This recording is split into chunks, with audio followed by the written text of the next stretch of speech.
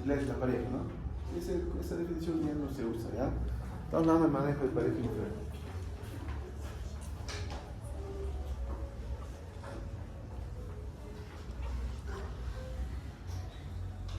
Tenemos, cuando yo digo que infertilidad, ausencia de embarazo clínico después de 12 meses de relaciones sexuales frecuentes, ¿no? Regulares, tienen que ser, ¿no? Porque si viene una paciente y dice que su esposo viene cada año, ¿qué vas a hacer, manejo, no? O si dice el doctor, mi esposo trabaja en la mina y viene cada 6 meses. Poco vas a poder dar. No entra en la definición, ¿cierto? Primaria y secundaria. Primaria es cuando nunca se ha embarazado, secundaria es cuando ya tiene un embarazo. Así sea un aborto, sea un ectópico, un molar, lo que quiera, es que se embarazó, ¿no? Entonces ahí usamos el tema de infertilidad secundaria, ¿cierto? El diagnóstico, infertilidad primaria o infertilidad secundaria, ¿cierto? Primaria porque nunca se embarazó y secundaria porque un momento se embarazó y terminó en aborto, lo que sea, ¿cierto?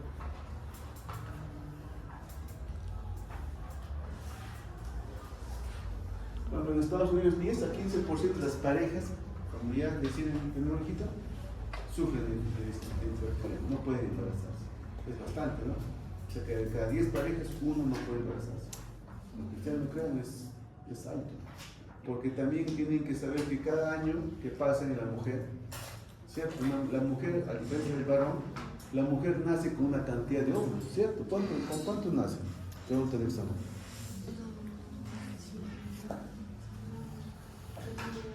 ¿Ah? Millón, pero 2 millones, 3 millones, 4 millones. ¿Ah? ¿Con cuántos nace? Con 6 y 7 millones nace. Eso no he hecho en la primera clase. 15 a 20 millones. Ya, bueno, yo voy a dejar de tarea. ¿Cómo no van a saber esto? Las mujeres sí tienen que saber, tienen que ser conscientes con cuántos nacieron. Cada vez que pasa tienen que contar menos uno, menos dos, menos tres. Porque ya les digo que la mujer no es como el varón produce. Entonces, sí, la mujer nace con una cantidad de folículos y conforme pasan los años, ¿cierto? Disminuye, por cada ciclo que pasa, disminuye, y el punto de corte es 35 años. Después de los 35 años, la caída de la cantidad de folículos es sí, vertical. Por eso que hay muchas mujeres, en el caso de ustedes, por ejemplo, que estudian, ¿no? Sí, y llegan a los 36 años, quieren embarazarse. Porque la mujer, así como el varón, no solamente depende de la cantidad, ¿de qué más depende? Calidad. De la calidad. La calidad, por eso hay mujeres de 40 años que se embarazan, pero lo pierden como aborto. O sea, ¿qué decir? Después de los 40 años, cada 2 mujeres que se embarazan, uno lo pierde como aborto. Porque la calidad, o sea, puede fecundar, pero le haces una ecografía, está con 6 semanas, otra ecografía, no aparece el embrión. Y así, señora, es una gestación muy evolutiva, ¿no? Entonces, conforme pasan los años en la mujer, cuenta la cantidad y también cuenta la calidad. Entonces eso hay que tener cuidado. Por eso que ahora ya hay los bancos de óvulos, pues, ¿no? La mujer en Europa, por ejemplo, los 25 están guardados. Y no pasa nada. Así que es una opción. Mira.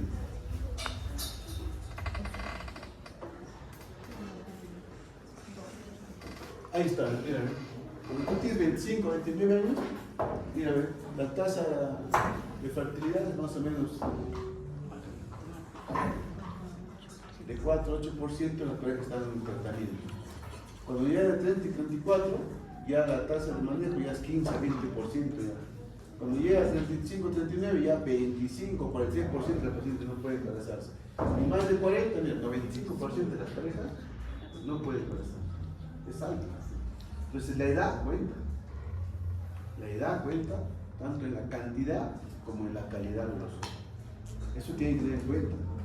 Ahora es más, ¿no? En esta época es mucho más. Porque las mujercitas son independizadas, empoderadas, ¿cierto? Estudian medicina, terminan a los 24, 25 años, se hacen 21 más, después tienen que hacer su residentado, ¿cierto? 28, 29, 30 años, y luego con el el pata que ha estado a los 7 años, el pata se fue porque se fue a hacer residentado, se conoció con la enfermera, se quedó con otro, ¿no? O al revés, ¿no? Ella se fue a hacer residentado, se conoció con el enfermero y se quedó. El otro lo dejó, ¿no es cierto? Sucede, ¿no? Pasa en la vida real, ¿no?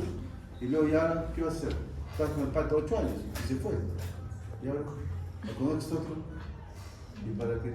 Ah, ¿qué pasó? Conclusión, 40 años. ¿Qué vas a hacer? Entonces hay que pensar en el banco de ojos. Lo pongo a mis óvulos a los 3. La edad recomendada máxima 32 años. Después puedes hacerlo también. Los 35 años puedes guardar, pero ya te das cuenta que la calidad ya no es igual. Entonces lo recomendado, hasta las escuelas dicen hasta 32 años. Lo guardas y es barato, pero es como pagar tu mensualidad de tu celular. 80 soles mensuales. Chévere. Y ya te aseguras que cuando lo conocen bien al padre, pues, porque no te desesperas, ¿cierto? Al primero que pasa lo vas a dar, ¿cierto? Y luego ¿qué vas a hacer? Te vas a separar. Lo que sucede, ¿no es cierto? Entonces hay que conocer bien a la pareja, ¿no? Hay que tener suerte en realidad, ¿no? Esa es la realidad de la cuestión. ¿Cuál es la tasa de separación en el Perú? ¿Sabes? ¿Sabes o no sabes? Es parte del manejo. ¿Cuántas es la paciente cuántas de las parejas que se casan se separan? Ahí está. O 60% de las parejas se separan. ¿Pueden creerlo? ¿Por qué creen que se separan? A ver. Económico, o sea que el otro no trabaja y tú trabajas.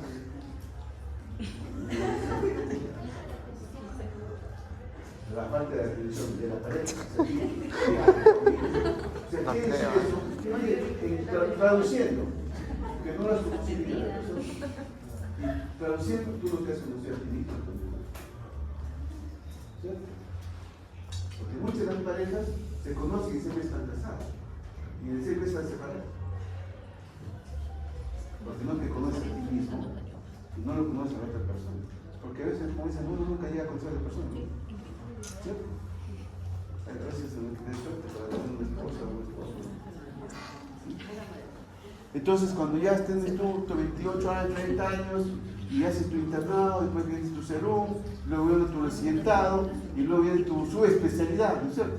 Porque el pediatra hará, pues, neonatología, UCI, pediátrica, que sea, ¿no? ¿Sí o no? ¿Y cuánto pasó? ¿Te das cuenta? Ya tienes 38 años, ¿no? ¿Te das cuenta? Tú tienes un perrito, un gatito, porque ya... ¿Cierto? ¿Y qué es embarazarte? Más difícil. Ya no hay ni óvulos. Y esto depende también de la genética, pues, ¿no? Tú tienes tu mamita, ¿cierto? La primera pregunta que una mujer debería hacer es a la mamá, ¿a los cuántos años ha menstruado? Porque ya saben que 80% es hereditario. Si la mamá menstrua hasta los 45, tú te vas a menstruar hasta los 45. Significa que 3 años antes se está haciendo ya perimenopausia. ¿Me dejo entender? Por eso que es importante que las hijas pregunten a las mamás hasta qué año han menstruado. Hay señoras que a los 40 años dejan de menstruar. Entonces, ¿qué significa? Que 3 años, 4 años, tú vas a camino de este problema. La mamá habrá menstruado a los 40 años, pero ella se habrá casado joven, ¿no? A los 22, 25, por eso te dije, 25, ¿no? Pero ya a los 40 más difícil de vivir. ¿Sí? ¿Te das cuenta? O sea, hay que preguntar siempre a la mamá hasta los cuántos años ha menstruado para yo tener la mujer para saber, ¿no es cierto? Porque si no va a venir al consultorio, doctor, ¿sabes qué? Tengo 40 años, ya estoy con bochornos, estoy con esto. Pero tienes que decir siempre, ¿tu mamá cuántos años ha menstruado? A los 42.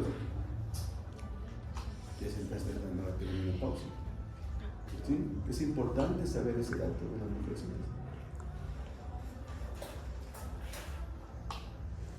Factores de riesgo, aunque ustedes no crean, la obesidad. La obesidad es un factor de riesgo muy elevado, porque nuestra población actualmente, ¿cierto? Somos muchos hemos aumentado subir de peso, ¿no? Y el subir de peso es un criterio de inflamación, ¿no? Se inflama nuestro cuerpo, disminuye la calidad del óvulo. Está relacionado con la calidad del óvulo y con los ciclos regulares y con los ciclos ovulares. O sea, No significa que porque tú menstruas ovulas. Hay menstruaciones que no ovulas, como el ovario poliquístico. Puedes menstruar, pero no ovulas. ¿Sí? Entonces, la obesidad es un factor importante. Las enfermedades de transmisión sexual, las ETS, las clamidia, gonorrea, hacen EPIs, se obstruyen las trompas y nos complicamos. El fumar también es un factor de riesgo. En otros países fuman, pero como acá en nuestro país todavía hay un poco de respeto a eso, ¿no? Pero quizás solamente en acciones sociales, fiestas, ¿no? No se ve mucha gente caminando, ¿no? Pero ustedes van a Europa, van a ver,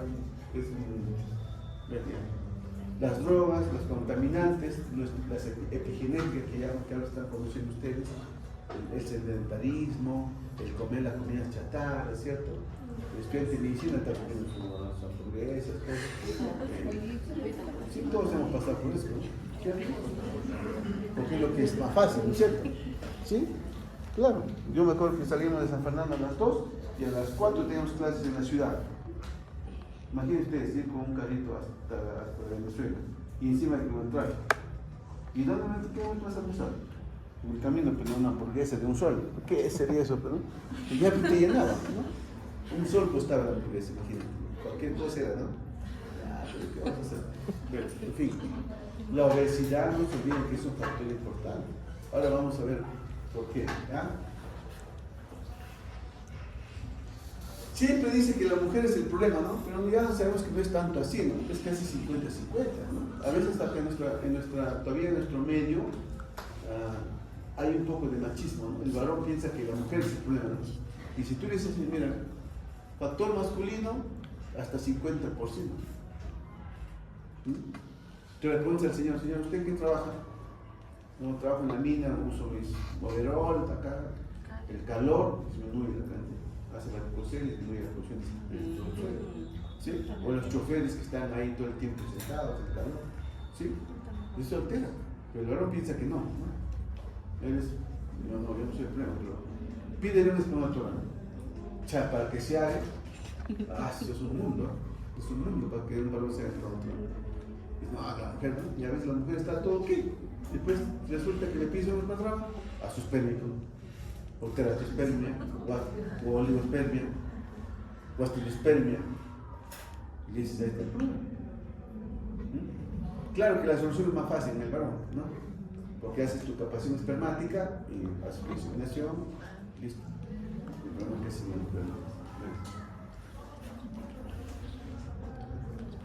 entonces, ¿cuándo hacer el estudio, no? Si tienes teóricamente menos de 35 años, tienen que pasar 12 meses con frecuencia de relaciones sexuales, ¿no? Frecuentes y todo eso, ¿cierto? Constante y todo. Si tiene más de 40 es inmediato, y si tiene más de 35, 6 meses, ¿no? ¿Sí? Pero, Natalia, hay un momento en que uno no va a esperar eso, ¿cierto? ¿En qué momento, qué condiciones no se espera? Ajá. ¿Cuándo qué más? Sale de esto. Porque hay situaciones en que tú no vas a esperar, ¿no? ¿Cierto? ¿Qué tal una paciente tiene, digamos, tiene, ¿ah? ¿Qué más está bien? ¿Ah? En pacientes con síntomas abortos espontáneos, pacientes que ya han tenido tratamiento de Claro, porque si viene una paciente a tu consultorio, doctor, yo me he hecho ya mi FIP y no ha resultado, no así, señora, vamos a empezar de cero, ¿no? Señora, 12 meses, no, porque ya tuvo, ya está en tratamiento, ¿me dejo entender? ¿Me dejo entender? Porque no, esto es una idea general, ¿no? Para empezar el manejo. Pero si la paciente ya viene con antecedentes, digamos que, doctor, yo hace 2 años, 1 año he tenido una pareja, no he podido tener hijos, hemos intentado el FIP y no ha podido. Y ahora tengo otra pareja, entonces, señora, entonces, 12 años, 12 meses, pero después ya vuelve. No. ¿Qué tal la paciente de endometriosis profunda? No se espera. Endometriosis profunda también, no se espera. Eso es en condiciones, entre comillas, que todo está, entre comillas, todo está bien. Pero si hay antecedentes, como que la gente ya tiene un tratamiento de FIP o ha tenido dos embarazos con abortos, partos prematuros o incompetencia, ya tú sabes cuál es el problema. No vas a esperar 12 meses. ¿Sí?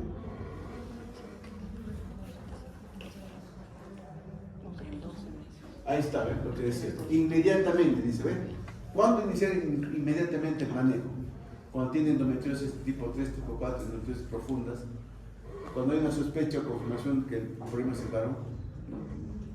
Si es una sospecha, ¿qué tal el varón se ha hecho vasectomía? Y ahora tiene otra pareja. Una señora por si acaso 12 meses, no, de frente al tratamiento, ¿no? O si ya tienes una sospecha, la paciente quizá viene al doctor y me ha hecho una estosalpingografía, mis 2 trompas están inflamadas, están obstruidas. No hacer, tus 12 meses por si acaso, no, se empieza de frente. ¿Sí? O una frente que tiene un SOP, un ovario poliquístico. No es decirle, señora, que para 12 meses o 6 meses, ya sabes que va a ser. ¿Sí?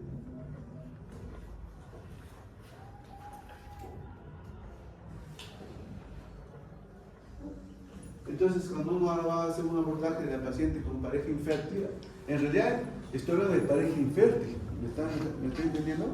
No es ni el varón ni la mujer, es la pareja que tú tienes que manejar. ¿Sí? Por lo tanto, en la consulta deberían estar los dos. Eso es lo que se recomienda. ¿Sí? Como cualquier otra patología, su historia clínica, ¿cierto? El examen físico, y luego de esto vamos a dividir en el caso de la mujer, factor endocrino ovárico, factor uterino, factor tubo peritoneal, factor cervical y otros. Ahora le vamos a explicar. Factor endocrino ovárico. ¿Cuál es el más frecuente? Igual, hacemos todo lo que tenemos que hacer. Lo más frecuente, ¿cuál es? Endocrino ovárico. ¿Cuál es la patología más frecuente en eso? ¿Ah? ¿Qué? Claro, ¿cuál es más frecuente en una disfunción ovárica? Ovario poliquístico. Ovario poliquístico, ¿no? Entonces, pensando en el ovario poliquístico, le pediré el perfil FSH, LH, le pediré su reserva ovárica, cómo está su reserva ovárica, buscaré que la prolactina no esté elevada, no tenga hipotiroidismo, por eso pido TSH. Y veo su reserva ovárica. La reserva ovárica lo puedo medir por la hormona antimulleriana. La FSH también me da una idea de la paciente, porque si la FSH está más de 40, ¿qué significa? Si la FSH está más de 40.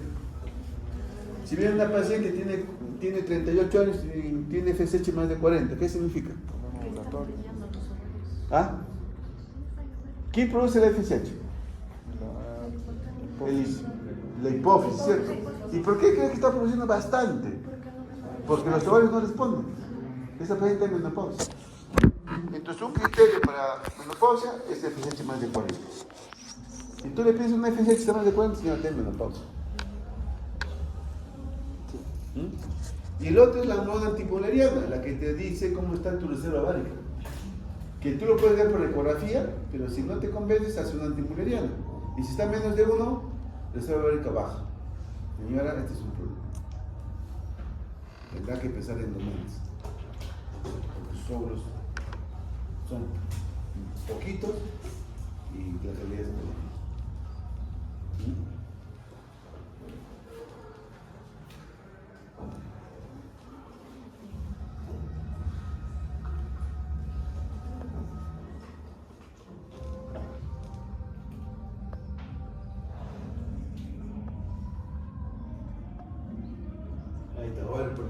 ¿Cierto?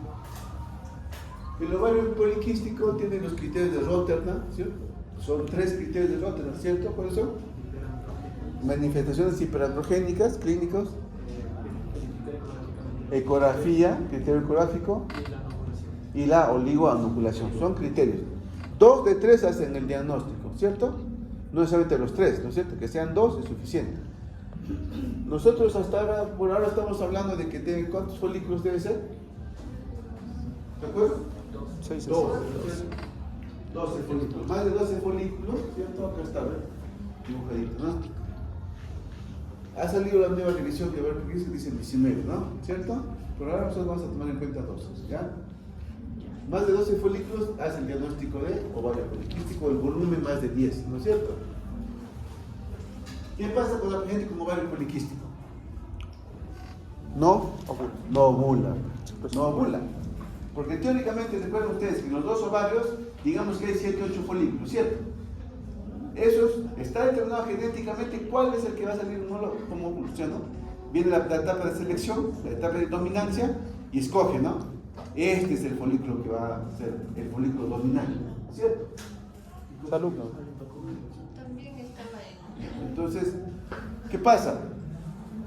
¿Quién cree? ¿Por qué creen que ese es el folículo dominante? ¿Por qué creen ustedes que ese es el que sale? Es el que va a ganar, el folículo dominante, el que ha ganado, el que ha salido, el que ha ganado. Es como una competencia y es el que va a salir a la trompa, ¿sí o no?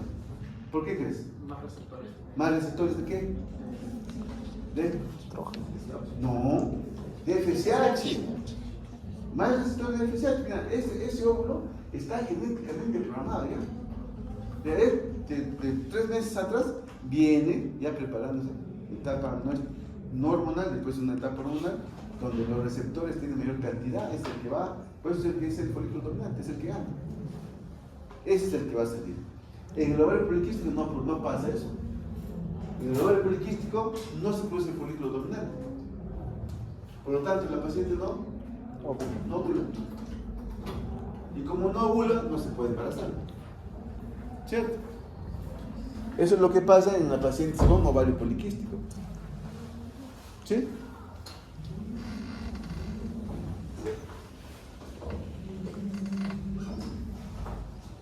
La obesidad. Por cada punto que sube de IMC, o sea, si está en 31 y subió a 32, por cada punto que sube el IMC, ¿cuánto baja la tasa de embarazo? 5%. Es alto. Por eso que la obesidad es un factor importante, a veces muchos no lo toman en cuenta, pero ya vemos que la obesidad que causa resistencia a insulina, hiperandrogenismo, la paciente está con acné, con acatosis nigra, ¿cierto? Con caída de cabello y está con anovulación. Entonces, por cada punto de IMC que sube la paciente, la tasa de embarazo baja 5%. ¿Está?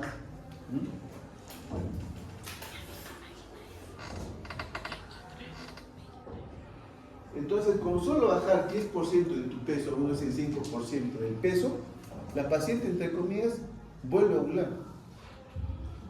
Entonces uno dice, señora, ¿usted va a querer embarazarse? ¿Cuánto pesa? 70. Que bajar mínimo 5%. 5% sería 3.5, ¿no? Dice, señora, tiene que bajar por lo menos 4 kilos. Baja 4 kilos, la paciente comienza a menstruar regularmente y comienza a ovular. Y ovula, se puede embarazar. ¿Sí? Por eso que la obesidad es importante en esta parte de infertilidad. La resistencia a insulina también, ¿no? En nuestra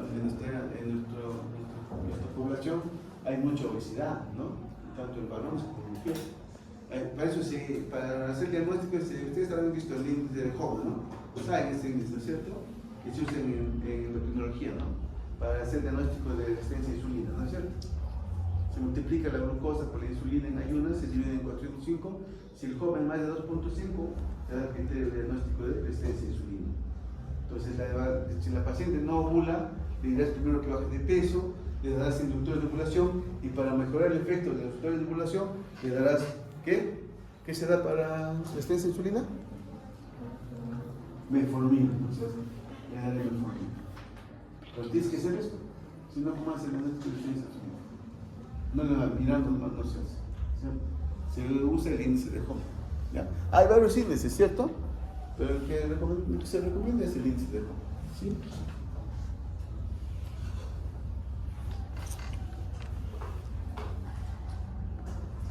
El otro es el problema de la hipercreatinemia, ¿no? Las pacientes que también sufren de amenorrea, ¿cierto? No menstruan 3, 4, 5 meses. ¿Cómo haces el diagnóstico? ¿Clínico? Ajá.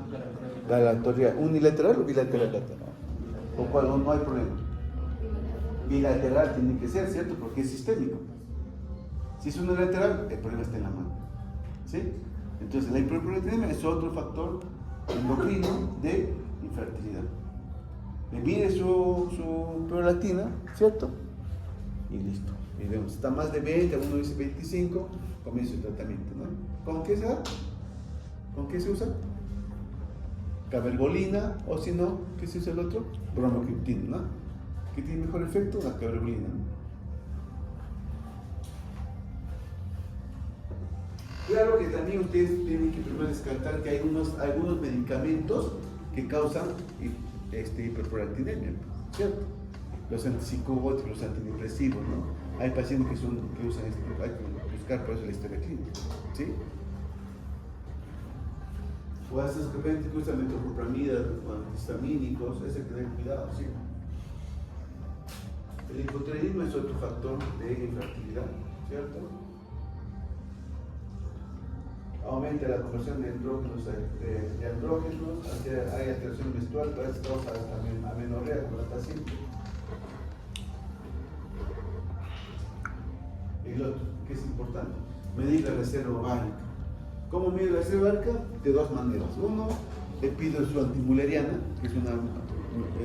¿Cuál es la ventaja de la antimuleriana? A diferencia del FSH, que yo mido FSH, yo no puedo medir en cualquier momento del ciclo, en cualquier momento se mide. En los primeros 5 días máximo, tercer día, como mejor. Si tú le mides al día 8, 9, ese valor no sirve. En cambio, la antimuleriana, ¿cuál es el bueno? Que no tiene un efecto hormonal. O sea, tú le puedes medir cualquier día del ciclo y el valor es ese. ¿Sí? Esa es la ventaja de la antimuleriana, que tú pides en cualquier momento del ciclo. ¿Sí? Y eso tiene que estar relacionado con la ecografía, porque la antimuleriana te dice cuánto de óvulos tienes. Entonces, si haces una ecografía y ves que está 8 en cada lado, está con 16, probablemente tu antimuleriana tiene que ser más de 1. Pero si es una ecografía de una paciente que tiene 1, 2 y el otro tiene 2, 4, menos de 6, baja reserva ovárica, la antimuleriana va a estar menos de 1, te lo aseguro. Entonces, tiene que haber una correlación entre la ecografía y la antimuleriana. Si sale cualquier, digamos que tú ves 8, 8, 16, y sale entre menos de 1, algo está pasando. Ese valor, de verdad, no es el que debe ser. Le repites o lo mandas al paciente. ¿Sí? Ahora tú dirás, doctor, ¿y lo va el paciente cómo va el poliquístico? Claro, está más elevado, pues, porque tiene 18, 20 en cada ovario. Están con 2.5, 3.5, 4.5 de antimuleriana. Hasta para regalar tienen que...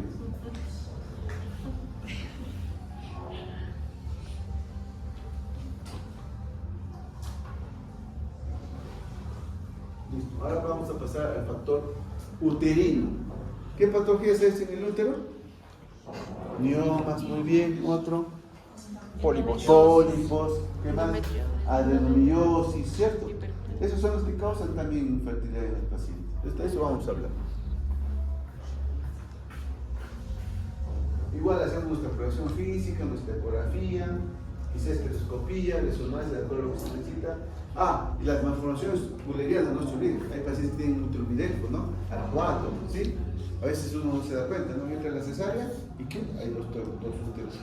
Y ni cuenta no se lo pone. Sí, por eso hay que hacer siempre una ecografía. Hay que tratar de hacer ecografía.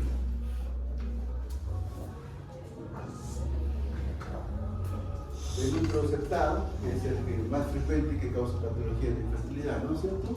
Ahí están los criterios de las funciones mullerianas y que, según la literatura, 2 a 3% de las mujeres tienen malformación mulleriana. ¿Está? Es poco.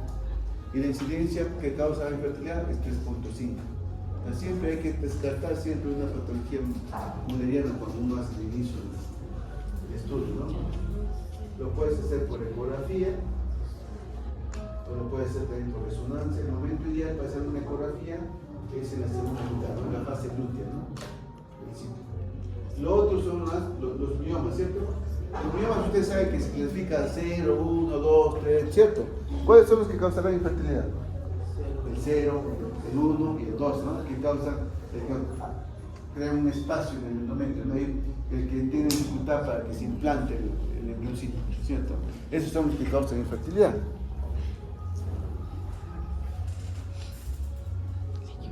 Ahí está, ¿ves? El 0, el 1 y el 2, ¿cierto? Son los que tienen mayor... La paciente no va a poder embarazarse si es que tú no le sacas eso, ¿no? Obviamente en esos casos hacemos histeroscopía y lo sacamos, ¿cierto? Esta es la base que estamos poniendo ahora, ¿sí?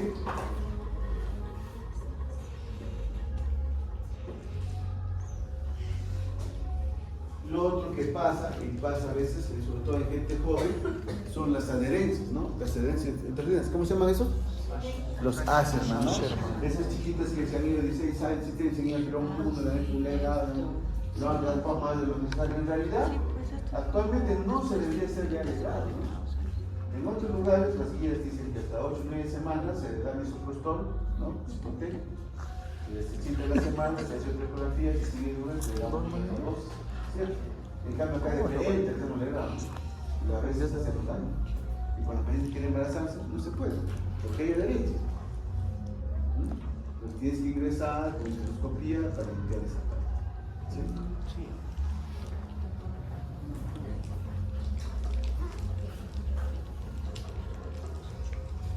El otro problema son los pólipos, ¿no es cierto? Los pólipos que causan una alteración y dificultan o alteran la implantación, ¿no es cierto? Pues los pólipos también hay que tener. ¿Cómo se hace el diagnóstico de pólipo? Histerosonografía, muy bien. Otro. Histeroscopía, ¿no? ¿Sí? ¿Sí? Esa es la dos manera de hacer el diagnóstico de pólipo. El otro problema es la adenomiosis, ¿cierto?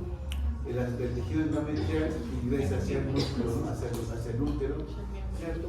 Causando, ¿qué pasa? Como esto está como sano, vean ustedes esto, ¿ven? ¿Qué hace el útero?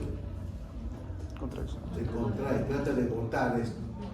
Y al botar también altera la receptura. Es como que viene acá el embriocito y le da una expresión. Lo expulsa. Disminuye la fecundidad, la implantación. Por eso es importante el diagnóstico de adenomiosis. El otro es el factor tubo peritoneal, ¿no? Las adherencias, ¿no? Las adherencias. A veces la trompa está obstruida. O sea, todo está bien, le pide sus exámenes, le pide tener su obesa, sus ovarios están bien, todo, pero no se embaraza. Entonces, ¿cómo me doy cuenta de esto? Que hay adherencias, sobre todo adherencias. ¿Qué hago? La histerosalpingografía, ¿no? Es un examen que no se hace en cualquier momento. ¿En qué momento se hace la histerosalpingografía? ¿Alguien? ¿En qué momento hago la histerosalpingografía? ¿Haré en el día 8, 10, 12? El día 14, ¿qué tal está embarazada? En los primeros días, ¿no? Hasta el quinto, máximo 7 días. Sí, ahí se hace. Porque ¿qué tal está en el día 14, 12? Y va a estar morado su embarazo. Entonces siempre se hace los primeros días, ¿ah?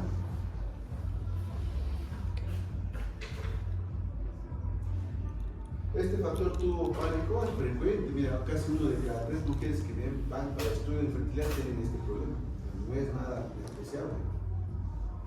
¿Por qué? Porque ahorita las parejas, las mujeres, varones, ¿no? Antes que se casan, número de parejas, 7, 8, 9, 10, ¿no?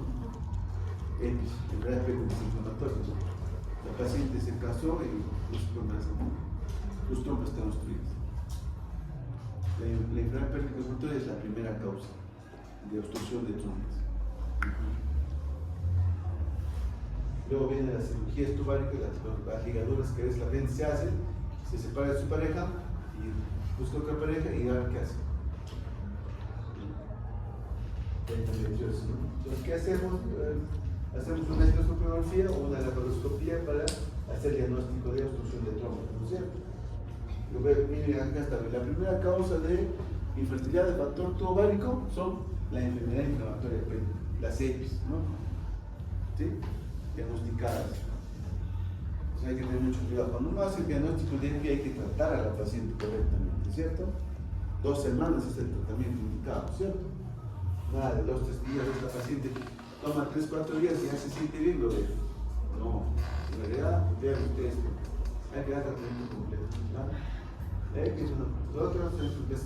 infecciones como clamidia, como gonorrea también es una causa de infertilidad. Inflama el endometrio, inflama las trompas, obstruye las trompas y nos complicamos la vida. ¿Sí? Las cirugías tubáricas también es otro problema, las endometriosis. La endometriosis es una enfermedad difícilmente diagnosticarla, pero es frecuente en las mujeres.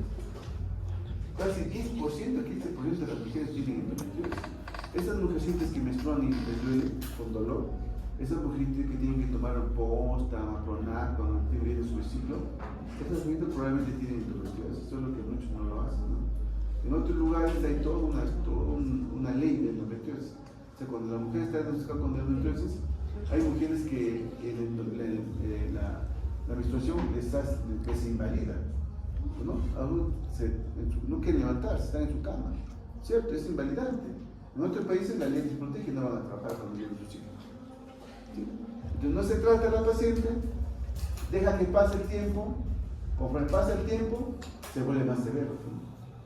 La endometriosis puede ser peritoneal, puede ser profunda, hay adherencia, la vejiga se pega, el recto se pega a la parte posterior, los uréteres se deforman, o si no invade hacia la parte profunda, agarra el colon. Hay endometriosis en colon. La paciente defeca sangre. ¿Sí?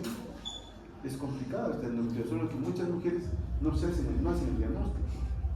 Entonces, ¿cuándo van? Cuando ya no se puede embarazar.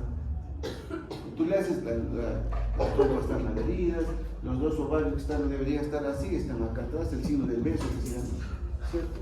Está todo pegado por atrás. Entonces ese paciente, la endometriosis ovárica que se llama endometrioma, ¿cierto? Disminuye la cantidad de folículos y la calidad, porque es una enfermedad inflamatoria. Y cuando se quiere embarazar, tú le pides su FSH, su antimuriana, está en 0.2, 0.3. Se complica. Esas pacientes que son endometriosis ya severas, 3, 4, realmente de frente se hace frío. Porque como lo normal no se da cuenta. Con intentar no se puede.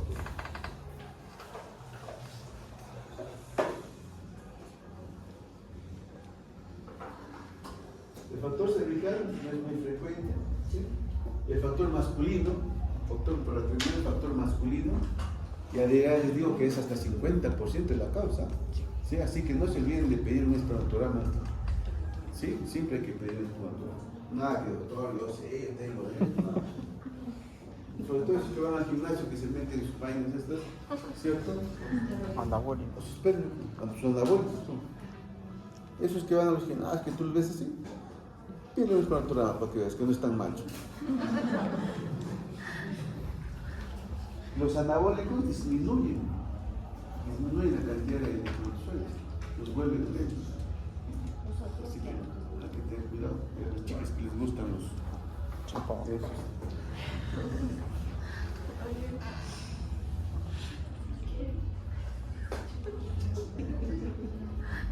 ¿Qué se mide en un espermatograma? La motilidad de los espermatozoides, la cantidad, cómo se mueve, la concentración, el volumen, la cantidad. Ahora llegas a tu casa y te lo mides, ¿ya? La morfología, el microscopio, veo la morfología. Porque ustedes, ¿cómo hacemos con los seres, cierto? A veces usan con 2 colas, otros son con 2 cabezas, ¿cierto? Aún son lentitos, ¿no? Hasta los permes se llama, astenos permes se llama eso, ¿cierto? Entonces se le da tratamiento como enzima Q, algunas cosas, para que aumenten la movilidad. Para eso también tenemos tratamiento. Entonces hacemos este estudio, ¿cierto? Pero hay que tener criterios, porque si yo le pido a una paciente o un varón, tengo que decirle, mire señor, lo ideal es que no tenga relaciones 2 a 3 días, ¿cierto? Y lo otro es que si hay una, porque a veces porque tienes que masturbarte, ¿no? El varón tiene que masturbarse para que deje la muestra. Si tú le llevas a un lugar X y no se siente cómodo, quizás no va a dejar la muestra. Entonces algunas veces se recomienda que esté en su casa. Claro, pero no va a estar con su esposa, porque si está con su esposa, ustedes saben que desde el inicio ya hay espermatozoides, ¿no? ¿Cierto? En el líquido seminal. Entonces, lo puede, no sé, ayudar un poco, pero él tiene que cortar la muestra. Entonces, tiene que ir al laboratorio, no debe pasar más de 1 hora. Porque si tú le decías su espermatograma en su casa, o sea, deja su muestra en su casa, colecciona la muestra en la casa y va al laboratorio y pasó más de 2 o 3 horas, se muere todo eso, no sirve. Lo que pasa es que hay para una vez es una chiste, hay lugar, ¿no? En el laboratorio se le da un lugar, ¿no? Especial con todo lo que ustedes pueden imaginarse, pero a veces no lo puede, pero a veces no puede dejar la muestra. Entonces, señora, no se siente, porque el varón no me siento cómodo, ¿no? Ya el señor entonces va a su casa, en su casa sí puede conocer la muestra, pero ahora que de ahí que llegas al laboratorio, acá no es tan difícil porque rápidamente llegas al laboratorio, tienes 15 minutos estás en el laboratorio, pero si tú eres en Lima, y estás en Comas y el laboratorio está en Jesús María, en el camino. Eso se toma en cuenta, sobre todo, porque después sale la muestra y te va a salir cualquier cosa. ¿Ah? Entonces hay que tener cuidado cuando uno colecciona la muestra. Es importante, para los que hacemos infertilidad, tenemos que explicar bien a la paciente, al varón, lo que tiene que hacer. Porque si no, hace cualquier cosa y sale el profesor y sale el resultado del corazón, sale cualquier cosa y nos complicamos. No podemos ayudar a la paciente. Entonces, lo que hacemos realmente cuando la paciente tiene un problema de estos, hay la capacitación, se llama, ¿no? O sea, el laboratorio saca todo lo que tienen, entre comillas, algún problema de espermatozoides y te deja los espermatozoides hábiles. Y mediante inseminación le dejas el endometrio de la paciente, la cantidad de espermatozoides. Es mucho más fácil para que se pueda embarazar. En el varón no hay mucho problema. Estos son los valores de la OMS del 2020 que han modificado, ¿ver? En cuanto al volumen, a la concentración, a la cantidad de espermatozoides, a la motilidad, a la movilidad, a la vitalidad, a la morfología. El laboratorio te da todos estos datos. Dice, morfología 2%, pero tu espermio. O dice, a ver, vitalidad 30%, muertos. ¿No? O te dice motilidad 15%, hasta el espermio. ¿No? En el laboratorio se ve como el espermatozoide viaja y eso se mide. Hay todo un sistema que se mide. Pues ya te dicen el problema de la paciente. ¿Y cómo todo eso se trata? Con captación enzimática, o si ya es una zoospermia, una que tiene un volumen de 0.32, sí, pues, ¿cierto? Porque necesitas un solo espermatozoide para que fecunde, ¿no? Porque en el varón no es tanto el problema, ¿no? El problema es que cuando la mujercita es. ¿Alguna pregunta? ¿Alguna pregunta? ¿Está ahí? Ya estamos terminando. Pregunta.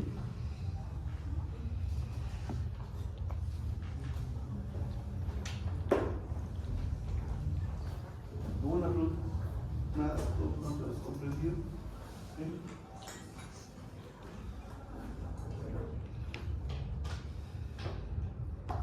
Sí, ya sabes, si viene una paciente y le preguntas cuántos trajes ha tenido, y dice 4, multiplícalo por 3, ¿no? Entonces, pues ya,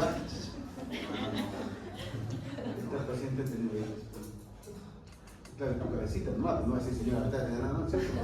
¿Qué estás pensando? ¿Cuántos trajes ha tenido, señora? No, sí, tenía 3, por 4, 12. Entonces, esta paciente hay que ver cómo está la trompa, ¿cierto? Si viene una paciente que viene y dice que está gordita, está con acné, con caída de cabello, entonces probablemente esté pensando que es un ovario poliquístico, ¿no? Le haré sus índices de HOMA, le haré resistencia a insulina. ¿Qué voy a hacer? Inductor de regulación. Le haré primero le diré, señora, tiene que bajar de peso, ¿no? 5% de sus pesos. 370, 3.5 disminuye, aumenta el que la paciente puede embarazarse. Solamente bajar de peso. ¿Sí? Si viene una paciente que dice que tiene 45 años o 48 años y no menstrua, es menopausia, ¿no? Entonces en esa paciente es más fácil. Usamos sobretonato, ¿no? Hay gente joven y se embaraza más rápido que una paciente que está en estudio. Porque es un óvulo de 20 años, de 22 años. Aquí una paciente tiene 38 años y quiere hacerse el FIP, esta calidad de óvulos no se mueve. Es difícil, demoramos un poco. Pero si viene una paciente y dice que le han ligado las trompas, entonces hay que hacer recanalización. Pero si la paciente tiene 40 años, ¿valdrá la pena hacer recanalización? No. Entonces en esa paciente es fijo. Si tiene una paciente que viene y que dice que sus dolores las menstruaciones son dolorosas, tiene que tomar Apronax o Postan cada vez que tiene la menstruación, o a veces no se puede levantar, es invalidante. La paciente a veces no se levanta, entonces la paciente tiene endometriosis. Le pedirás su índice de antimuleriana, verás cómo está, y si tiene una ecografía, están 2 endometriomas de 5 o 6 centímetros, tendrá que sacar esos endometriomas para que pueda intentarse embarazar. Pero esa paciente es por fin, no es nada por otro tipo de procedimientos, ¿no? Si le pides una TSH y está más de 10, que esa paciente es hipotiroidea, tendrás que regular un tratamiento, ¿cierto? Una pregunta, si tiene un mioma, le hace una esclerosón, tiene un mioma, tendrá que sacar el mioma. Si no, no se acuerda. ¿No? Doctor, ¿y en caso de los miomas si son múltiples? Ya les digo, depende, como acabamos de hablar, si son múltiples, si son 5 o 6 así afuera y no deforman la cadena endometrial, a veces intentamos primero, no sé, luego recién. Supuestamente, algunos literaturas dicen que si más de 3 a 4 centímetros a veces es mejor sacarlo, ¿no? Sí, pero a veces uno intenta primero, si está la cadena endometrial está todo ok, no es un 0, no es un 1, no es un 2, podría intentarse, ¿no? En conclusión, las chicas que tienen que hacer, pensar que cada vez que pasan los años, disminuye su esterogénica, la calidad, deberían hacerse con para que tengan una idea, una antimulería y ya ven cómo está. Y las chicas que tienen más de 30, 32 y no están con una pareja estable, todavía no tienen planes para embarazarse, y en realidad podrían hacerse su vacuneo, guardar sus ojos, que está no estancado. Porque tu mensualidad es 80 soles al mes, como aquí para celular. Pero ya estás pensando en el futuro, estás pensando que si por ahí a los 35, 36 años quieres embarazar, coges tus óvulos. Porque ¿qué va a pasar si tienes 40 años, 41 años, tu reserva está abajo? Ya no vas a poder con tus óvulos. ¿Qué va a pasar? Tienes que tener donado. Será una veneca de 21 años.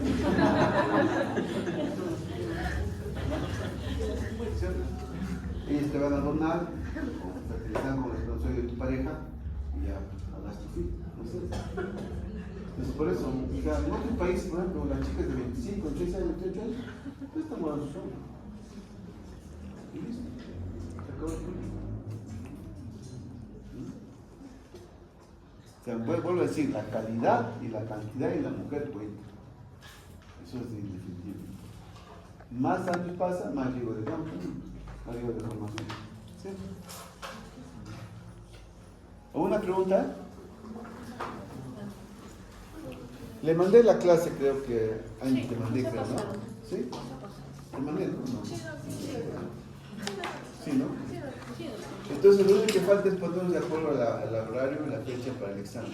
Ah, verdad que. Doctor,